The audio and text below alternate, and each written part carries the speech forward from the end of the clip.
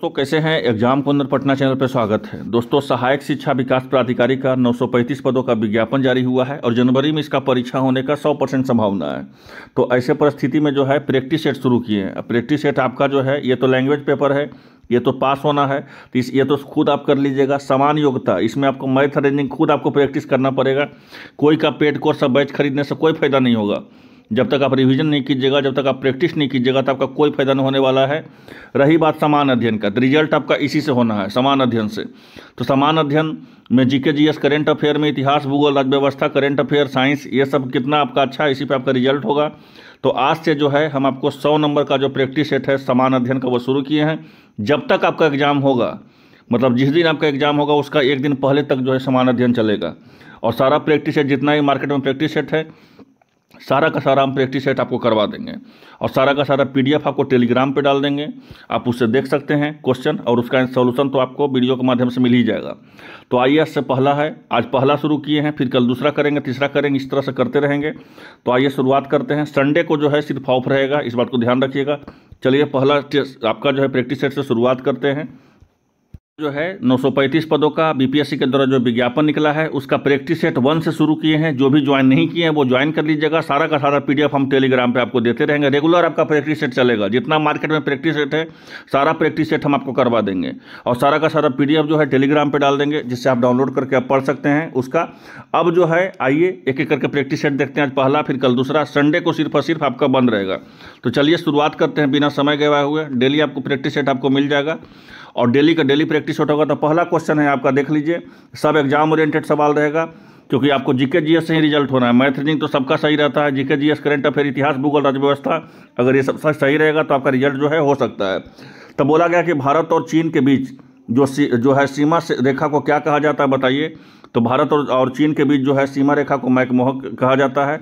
इसका आंसर हो जाएगा डी नंबर। दूसरा देख लीजिए कि बोला गया है कि निम्नलिखित में से किस पहाड़ी पर पूर्वी घाटी का जो है पूर्वी घाट का पश्चिमी घाट से मिलता है।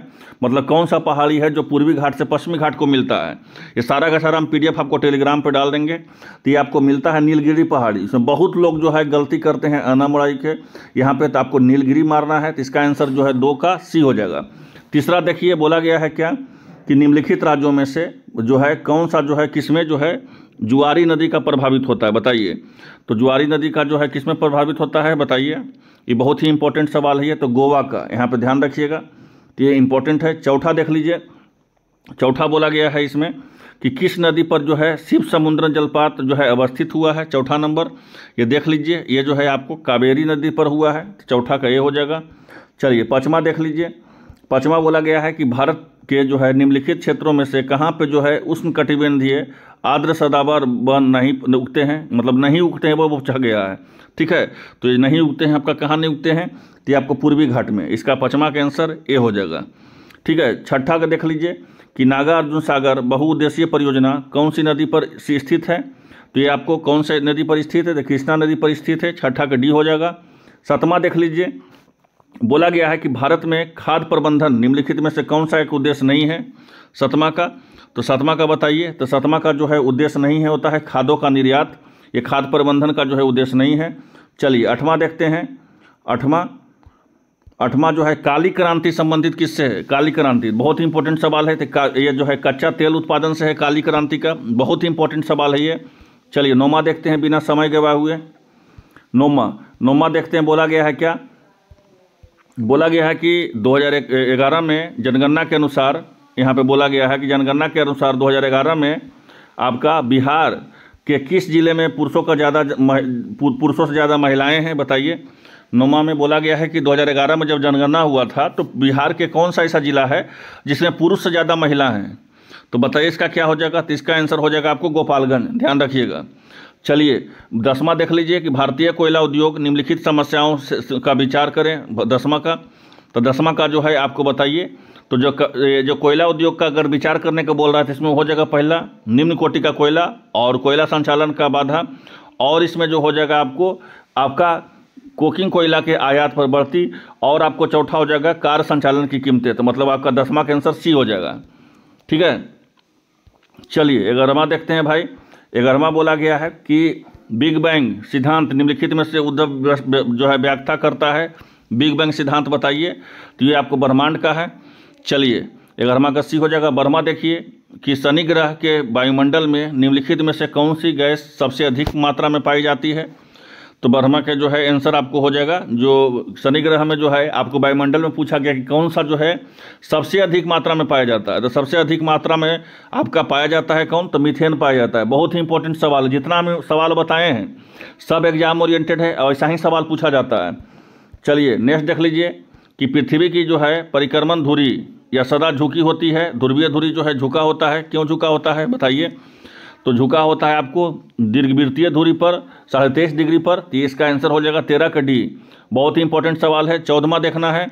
14वां बोला गया है कि ये जो है आपको ज्वालामुखी है और कौन सा देश से रिलेटेड है इसको बताना है। तो जो आपका सवनकाया है, तो सवनकाया जो है आपका पेरू से रिलेटेड है, तो ए का बी हो जाएगा। माउंट देख लीजिए, माउंट एटेना जो है कहाँ है, तो माउंट एटेना जो है इटली से है। कोलिमा, कोलिमा कहाँ पे है भाई, तो कोलिमा जो है आपको मैक्सिको से है। मेरापी कहाँ पे है, तो मेरापी आपको इंडोनेशिया से है, समझ गए होंगे। चलिए 15वां नंबर देखते हैं बिना समय गवाए हुए। तो 15वां नंबर देख लीजिए भाई। बोला गया है कि निम्नलिखित में से कौन सा जो है शीतोष्ण घास से मैदान से जो है यूरेशिया पाया जाता है बताइए। तो ये जो है आपको शीतोष्ण घास से जो यूरेशिया पाया जाता है वो कहाँ है बताइए उसका। तो इसका आंसर क्या हो जाएगा, तो इसका आंसर हो जाएगा स्टेपीज। स्टेपीज से जो है आपको यूरेशिया, और आपको कहाँ पाया जाता है, यूरेशिया में या मध्य एशिया में। तो मतलब बोला गया है कि शीतोष्ण घास जो है उसके मैदान में यूरेशिया कहाँ पाए जाते थे, आपको मध्य एशिया में या यूरेशिया में। तो 15 के आंसर सी हो जाएगा।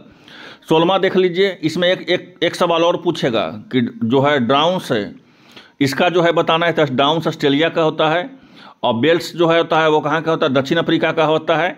स्टेपीज कहाँ का होता है, स्टेपीज मध्य एशिया और यूरेशिया का हो गया। और आपका जो है एक आपका पेरी है, पेरी कहाँ का है, उत्तर अमेरिका का है। और आपका पंपास कहाँ का है, तो वो अर्जेंटीना का है। इसको भी ध्यान रखिएगा, बहुत ही इंपॉर्टेंट सवाल है ये। 16वां देखिए कि बोला गया है उत्तर बिहार किसके लिए प्रसिद्ध है। 16वां, तो उत्तर बिहार जो है आपका बाढ़ के लिए प्रसिद्ध है। चलिए 17वां देखते हैं भाई। बोला गया है कि बिहार में जो है आपको बंगार मिट्टी मिलती है बताइए। 17वां नंबर, तो बंगार मिट्टी जो है आपको पूर्णिया, सहरसा, दरभंगा, मुजफ्फरपुर में मिलती है। 17 के बी। चलिए 18वां देखते हैं। 18वां में बोला गया है क्या कि निम्नलिखित में से कौन सा जो है खनिज बिहार से मिलते हैं बताइए। तो आपको खनिज जो है आपको बिहार से मिलते हैं। तो बिहार से आपको मिलता है कोयला और आपको मिलता है लौह। तो इसका आंसर हो जाएगा बी नंबर, 18वां के बी। चलिए 19वां देखते हैं। बोला गया है 19वां कि उद्योग और स्थान के निम्न जोड़ों में से कौन सा जोड़ा सही नहीं है उद्योग और संस्थान का। तो ये हो जाएगा रेल डिब्बा, आपको डी नंबर। और 20 नंबर देख लीजिए। 20 नंबर हम स्पीड इसलिए बता रहे हैं क्योंकि समय आपके पास कम है, सबका हम सोल्यूशन भी आपको दे देंगे और आपको क्वेश्चन भी दे देंगे। अब बहुत ही एग्जाम ओरिएंटेड सवाल है भाई, ऐसा ही सवाल आएगा। बोला गया कि बिहार में राष्ट्रीय राजमार्गों की कुल लंबाई कितना है। तो राष्ट्रीय राजमार्ग का कुल लंबाई कितना है, तो कुल लंबाई जो है 4595 है। बिहार की पेंटिंग विधा कौन सी है बताइए। तो बिहार की पेंटिंग विधा मधुबनी है। बहुत ही इंपॉर्टेंट सवाल है ये। चलिए 22वां नंबर देखते हैं कि जनजाति और जिले में निम्नलिखित में से कौन सा जो है जोड़ा सही नहीं है बताइए। 22वां नंबर, तो 22वां नंबर का आपको हो जाएगा मुंडा जमुई। चलिए 23वां देख लेते हैं कि पटना जो है महानगर पालिका में वार्डों का संख्या कितना है। ये आपका 57 है, याद रखिएगा। चलिए नेक्स्ट है आपको कि दुमटी जो लोम मिट्टी है वो कौन सा कण मिलता है बताइए। तो बताइए आपको, तो दुमटी जो है लोन मिट्टी में जो है आपको कौन सा कण मिलता है। तो ये मिलता है आपको सभी प्रकार के कण, माने वायु कण भी मिलता है, चिकना भी मिलता है, पाशु कण भी मिलता है। 25वां देख लीजिए कि निम्नलिखित में से किस राज्य में कृषि भूमि 60% से कम है। तो 60% से कम आपका जो है बिहार में है। 26वां देखिए भाई। 26वां बोला गया है कि ब्रिटिश इंडिया निम्नलिखित में से किस अधिनियम के जो है सामूहिक कार्यचलन जो है स्थान पर विभाग और विभागीय पद्धति द्वारा वायसराय की कार्यकारी परिषद को उसके प्राधिकार का अधिक बल मिला है। तो मतलब कहने का मतलब हो गया कि जो ब्रिटिश इंडिया था वो निम्नलिखित में से किस अधिनियम में सामूहिक कार्यचालन के स्थान पर विभाग और विभागीय पद्धति द्वारा वायसराय की जो है कार्यकारी परिषद का प्राधिकार का अधिक बल प्रदान किया। मतलब वायसराय का जो कार्यकारी पद्धति था उसकी ब्रिटिश इंडिया के द्वारा जो है आपको अधिक बल मिला है। तो ये जो है आपका आंसर क्या हो जाएगा आपको, तो भारतीय परिषद अधिनियम 1861। तो मतलब 26 का आंसर ए हो जाएगा। 27वां देख लीजिए। 27वां नंबर बोला है कि क्या आप मुझे एक भी स्वतंत्र देश दिखा सकते हैं जहां पृथक वनाधिकार हो, अंग्रेज जा चुके हैं परंतु वे शरारत छोड़ गए हैं। ये कौन बोले हैं बताइए 27वां का। ये बहुत ही इंपॉर्टेंट सवाल है, ये बहुत ही इंपॉर्टेंट सवाल है 27वां का। बताइए कौन कौन बोले हैं ये 27वां का। तो ये जो है आपका 27वां का बोले हैं सरदार वल्लभ भाई पटेल। याद रखिएगा कि अंग्रेज मतलब जा चुके हैं लेकिन उनका जो है शरारत छोड़ दिया गया है। और क्या बोला गया है, शरारत छोड़ दिया गया मतलब उनका पद्धति जो है, उनका कल्चर जो है उसको छोड़ दिया गया, ये बोला गया है। 28वां देख लीजिए कि बोला गया निम्नलिखित में से कौन सा शब्द भारतीय संविधान के प्रस्तावना से उल्लेखित नहीं है। तो 28वां में भाई आपका प्रस्तावना से उल्लेखित नहीं है, जो संघीय है। चलिए और 29वां देख लीजिए। 29वां जो है बोला गया है क्या, 29वां इंपॉर्टेंट सवाल है आपको। 29वां क्या बोला गया है, 29वां बोला गया है कि आपका यहाँ पे ध्यान देना है कि ये जो अनुसूची बताया गया है, तृतीय है, चतुर्थ है, इसको जो है आपको बताना है। तो तृतीय अनुसूची जो है आपको और चतुर्थ अनुसूची ये सब के बारे में आपको डिटेल बताना है। तो हम आपको 2 से 3 चीज़ हम आपको बता देते हैं 29 नंबर का कि आपको तृतीय अनुसूची में, ठीक है, खास करके तृतीय अनुसूची में, इसमें जो है जो तृतीय अनुसूची होता है 29 नंबर में, इसमें क्या होता है भाई, तो तृतीय अनुसूची में जो है आपको विभिन्न पदाधिकारी हो, चाहे राष्ट्रपति हो, चाहे उपराष्ट्रपति हो, चाहे मंत्री हो, चाहे उच्चतम न्यायालय हो, न्यायाधीश हो, सबके पद जो है पद ग्रहण में जो है आपको समय ली जाने का जो है शपथ ग्रहण का उद्देश्य है। तो मतलब तृतीय अनुसूची में जो है शपथ ग्रहण का उद्देश्य है। तो तीसरा का आंसर क्या हो जाएगा, बी नंबर हो जाएगा। याद रखिएगा बहुत ही इंपॉर्टेंट सवाल है। चतुर्थ अनुसूची पूछिएगा आपकी सर चतुर्थ अनुसूची क्या होता है। तो चतुर्थ अनुसूची में क्या होता है कि विभिन्न राज्य और संघीय क्षेत्रों में राज्यसभा में जो है प्रतिनिधित्व का विवरण किया गया, मतलब राज्यसभा का प्रतिनिधित्व का विवरण किया गया है आपको चतुर्थ अनुसूची में। तो चतुर्थ अनुसूची में जो है राज्यसभा का जो है प्रतिनिधित्व का जो विवरण किया गया है, यहाँ पे देख सकते हैं। आपको क्या हो जाएगा आंसर, तो आंसर आपका हो जाएगा आपको बी नंबर, ठीक है। इसका आंसर हो जाएगा आपको बी नंबर। इसका आंसर जो हो जाएगा आपको ए नंबर हो जाएगा, राज्य विधान एवं स्थानों का आवंटन। चलिए और देखते हैं, आपको जानकारी दे देते हैं। और एक 7वीं अनुसूची, एक 7वीं अनुसूची के बारे में पूछा गया है इसमें कि 7वीं अनुसूची के बारे में बताइए। तो 7वीं अनुसूची जो है आपको इसमें क्या किया गया है, तो केंद्र और राज्यों के बीच शक्ति का बंटवारा इसी अनुसूची में किया गया है। 7वीं का आप जानते होंगे ये जो है। और आपको एक और हम बता देते हैं आपको 8वीं अनुसूची, ठीक है। 8वीं अनुसूची के बारे में पूछा गया है। तो 8वीं अनुसूची जो है आपको भाषाएं के बारे में यहाँ पे बताया गया है। तो 29 का जो है आंसर क्या हो जाएगा, सी हो जाएगा। 29 का आंसर जो है आपका सी हो जाएगा। अब सी का मतलब देख लीजिए, तो मतलब हो जाएगा आपको 29 का कि तृतीय अनुसूची 2 नंबर हो जाएगा। चलिए और देखते हैं भाई, दूसरा जो है आपको चतुर्थ अनुसूची यहाँ पे 1 नंबर हो जाएगा। चतुर्थ अनुसूची 1 नंबर हो जाएगा। चलिए और हो गया, और देखते हैं एक होता है 7वीं अनुसूची। 7वीं अनुसूची जो है आपको 4 नंबर हो जाएगा। इसमें राज्य और जो है आपको केंद्र का जो है बनाया गया विधियों का सूची होता है। और जो बचा हुआ जो है आपको 8वीं अनुसूची भाषाएं का हो गया, ठीक है। तो ये आपका है। अब आइए 30वां नंबर। 30वां नंबर भी बहुत इंपॉर्टेंट सवाल है। 30वां नंबर क्या है सवाल, ये भी आपको समझिए, बहुत ही इंपॉर्टेंट सवाल है ये, याद रखिएगा।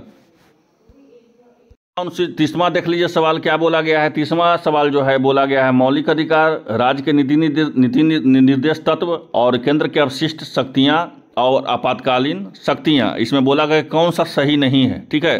तो मौलिक अधिकार तो आपको पता है कि संयुक्त राज्य अमेरिका से लिया गया है, बहुत ही आसान सवाल है ये। और इसमें राज्य के नीति निर्देश आयरलैंड से लिया गया, ये भी आप लोग जानते होंगे। आपातकालीन शक्ति जो है जर्मनी से लिया गया है ना। लेकिन केंद्र और अवशिष्ट की शक्तियां जो है आपको कहाँ, ऑस्ट्रेलिया से नहीं लिया गया है, ये जो है आपको अमेरिका से लिया गया है, मतलब संयुक्त राज्य अमेरिका से लिया गया है। तो इसका आंसर सी का आपको ए नंबर होगा। मतलब कहने का मतलब हुआ कि ए हो जाएगा, तो मतलब सही तो आपको पहला भी है। पहला आपका मौलिक अधिकार का क्या हो जाएगा, संयुक्त राज्य अमेरिका। दूसरा आपको राज्य के नीति निर्देश तत्व का आयरलैंड। केंद्र के अवशिष्ट शक्तियाँ की क्या हो जाएगा, अमेरिका। आपातकालीन शक्तियाँ का क्या हो जाएगा, जर्मनी। इसको ध्यान रखिएगा, ठीक है। चलिए 31वां नंबर देखिए भाई। 31वां नंबर जो है बोला गया है क्या कि निम्नलिखित में से कौन सा भारत के संविधान का संघीय लक्षण नहीं है। संघीय लक्षण नहीं है पूछा गया है। तो संघीय लक्षण नहीं है जो आपको एक खरी नागरिकता।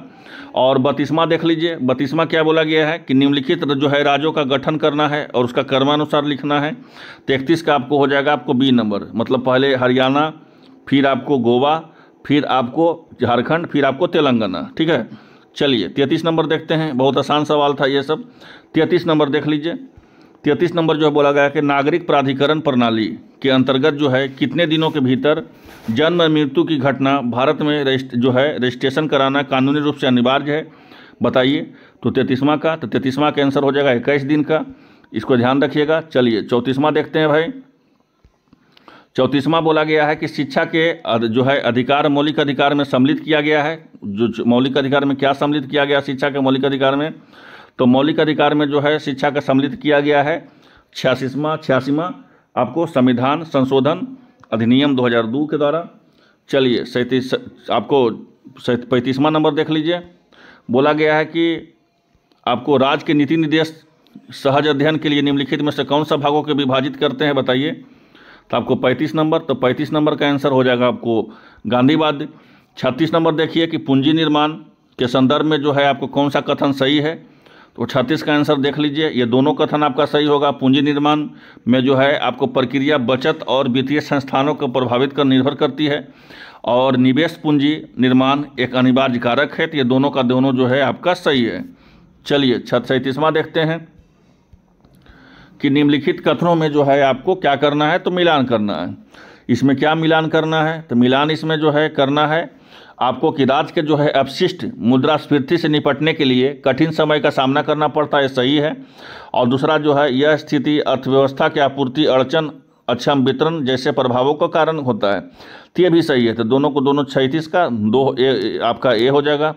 38 देखिए कि भारत में जो है एग्रो इकोलॉजिकल जोन्स जो है कृषि जो है पारिस्थितिकी क्षेत्रों में कुल संख्या कितना है, तो कुल संख्या जो है आपका 20 है। चलिए 39वां नंबर देखिए, बहुत ही इंपॉर्टेंट सवाल है कि कॉरपोरेट जो है सामाजिक उत्तरदायित्व के संदर्भ में निम्नलिखित में कौन सा कथन सही है, बताइए। 39 नंबर का, तो 39 नंबर का जो है कॉरपोरेट सामाजिक जो है उत्तरदायित्व में जो है कौन सा कथन सही है, तो इसमें आपको कॉरपोरेट का जो है सामाजिक उत्तरदायित्व में आपका दोनों कथन इसका सही होगा। मतलब कंपनी एक्ट 2014 में आपको CSR के अनिवार्य बना दिया, और इसके अंतर्गत आने वाली कंपनियों के वार्षिक शुद्ध लाभ जो है 1% CSR गतिविधियां का जो है व्यय करना है। चलिए 39 नंबर भी आप समझ गए। 40 नंबर आइए देखते हैं। 40 नंबर बोला गया है भाई कि भारत में प्रत्यक्ष कर कोड निम्नलिखित में से किस प्रकार का संबंधित है। 40 नंबर ये है आपको आयकर का। 41 देखिए कि विश्व जो है बिहार पर्यटन, माफ कीजिएगा, बिहार पर्यटन नीति 2023 के अंतर्गत 50 करोड़ से अधिक निवेश के लिए जाने वाली अधिकतम पूंजी सब्सिडी प्रतिशत क्या है, तो बताइए इसका क्या है, 25%। 42 नंबर देखिए कि बिहार राज्य जल विद्युत शक्ति नियम का जो है निम्नलिखित में से किस वर्ष लागू किया गया है, त्याग किया गया 1982 में। 43 नंबर देख लीजिए, इंपॉर्टेंट सवाल है 43 नंबर भी, कि बिहार में किस क्षेत्र में छिपी हुई बेरोजगारी का सबसे बड़ा स्रोत माना जाता है। जब यहाँ संख्या में जो है आपको बड़ी संख्या में श्रमिक काम के लगे हुए तो दिखते हैं, लेकिन उसकी सीमांत उत्पादकता मतलब आपका जो शून्य होता है, तो ये जो है आपका कृषि होता है। 44 नंबर देख लीजिए भाई, इंपॉर्टेंट सवाल है ये भी। बोला गया है कि बिहार राज्य जो है बिहार सरकार के कृषि निवेश प्रोत्साहन नीति का मुख्य लक्ष्य क्या है, तो कृषि निवेश का प्रोत्साहन नीति का जो है मुख्य लक्ष्य क्या है, तो मुख्य लक्ष्य आपका जो है आपका कृषि क्षेत्र के नए निवेश और आकर्षित कर जो है 7 प्रमुख जो है उत्पादों को बढ़ावा देना। चलिए 45 नंबर देखते हैं। 45 नंबर जो है बोला गया कि बिहार सरकार के जो है एंड्रॉयड आधारित मोबाइल के माध्यम से ई वोटिंग प्रणाली का लागू किया गया है। आपको पता है कि ई वोटिंग लागू किया गया है, और इस प्रणाली का उद्देश्य जो है मतदाताओं को भागीदारी को बढ़ाना और मतदान प्रक्रिया को सरल बनाना। ये दोनों कथन जो है आपका सही है, तो मतलब ई वोटिंग प्रणाली आपका लागू किया गया। चलिए 46वां नंबर देखते हैं। 46वां नंबर जो है बोला गया है कि हिमाचल प्रदेश का सबसे जो है प्रसिद्ध लोक नृत्य क्या है, तो हिमाचल प्रदेश का क्या है भाई, तो हिमाचल प्रदेश का जो है प्रसिद्ध लोक नृत्य है आपको नाटी। चलिए 47वां नंबर देखते हैं कि संगीत का सबसे पहला ज्ञात ग्रंथ संगीतकार आपको संगीत रत्नाकर कौन थे संगीत का, तो ये तो आप जानते होंगे आपको सारंगदेव थे। और यहाँ पे बहुत लोग तानसेन इसका मारते, लेकिन इसका आंसर जो है आपको सारंगदेव होगा। क्यों होगा भाई, तो 13वीं शताब्दी के जो है आपको संगीत जो है रत्नाकर के एक सत्र जो है आपको शास्त्रीय ग्रंथ है, उसी में जो है इनके बारे में चर्चा किया गया है। चलिए 48 नंबर देखते हैं कि इनमें से कौन जो है लोकप्रिय जो है कठपुतली शो के संबंध से सही मिलान है, बताइए 48 नंबर। तो 48 नंबर का आंसर हो जाएगा आपको सब, ये तीनों का तीनों हो जाएगा। मतलब जो है थोलू, ये आपको हो गया आंध्र प्रदेश का, गोंबी आटा हो गया आपको कर्नाटक का, कठपुतली तो आप लोग जानते होंगे राजस्थान का।